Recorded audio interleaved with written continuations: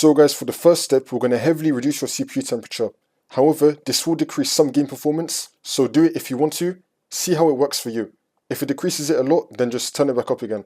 So for the first step, we're going to head over to search and type in edit power plan. Click on it, and then once you're on this, you're going to click on change advanced power settings, and now you're going to click on processor power management.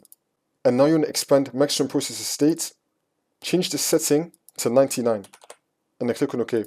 And now for the next step, you're going to head over to search and type in settings. Click on it. And then once you're on this, on the left hand side, you're going to click on system. Now you're going to click on power.